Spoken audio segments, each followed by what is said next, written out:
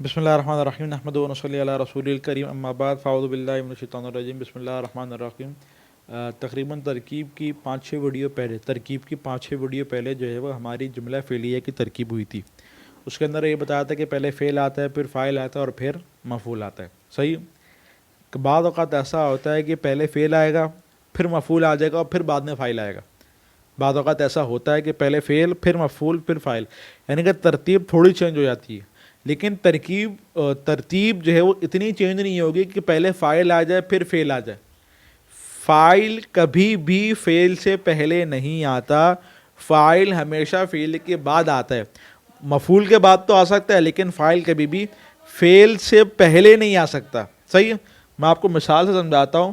مثال کے طور پہ زیدن ضرب زیدن، اس کے اندر ضرب فعل ہے اور زیدن فاعل ہے، صحیح ہے۔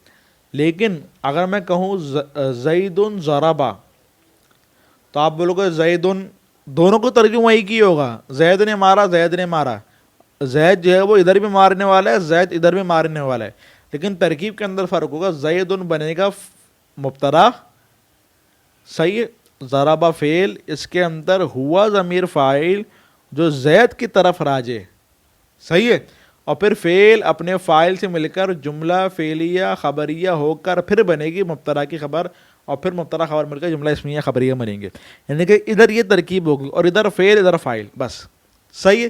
تو آپ کو جب بھی ایسا لگے کہ فاعل جو ہے وہ فعل سے پہلے آ رہا ہے، تو دراصل وہ فاعل نہیں ہوتا، وہ مبتدا ہوتا ہے، اور پھر فعل کے اندر ضمیر وغیرہ ہوتی ہے جو اس مبتدا کی طرف راجع ہوتی ہے، صحیح ہے۔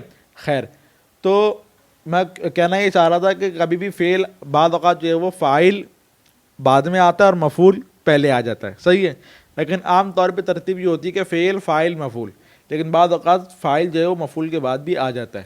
ان مثالوں کے اندر فاعل مفعول کے بعد آیا ہے، تو میں نے یہ قرآن کریم کی مثالیں یہاں پہ لکھ لی ہیں۔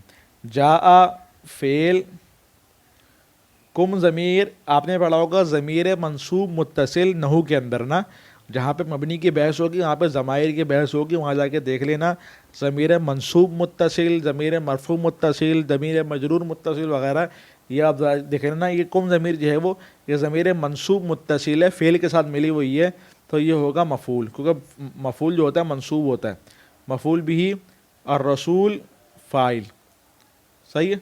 فعل اپنے فاعل اور اپنے مفعول بھی سے مل کر جملہ فعلیہ خبریہ ہوا، صحیح ہے۔ یہاں پہ فعل پہلے، پھر مفعول بھی ہے اور پھر فاعل ہے۔ ادھر دیکھو، فعل اصابت فعل، اصابت فعل کے ساتھ ہم ضمیر اس کا مفعول، ضمیر منصوب متصل، اور اصابت کے لیے مصیبتن جو ہے وہ اس کا فاعل، صحیح۔ اصابت مؤنث ہے تو مصیبت تم بھی کیا ہے، مؤنث ہے، دونوں مؤنث ہیں، یہ فاعل ہو گیا۔ پھر فعل اپنے فاعل اور اپنے مفعول سے مل کر جملہ فعلیہ خبریہ ہوا، صحیح ہے۔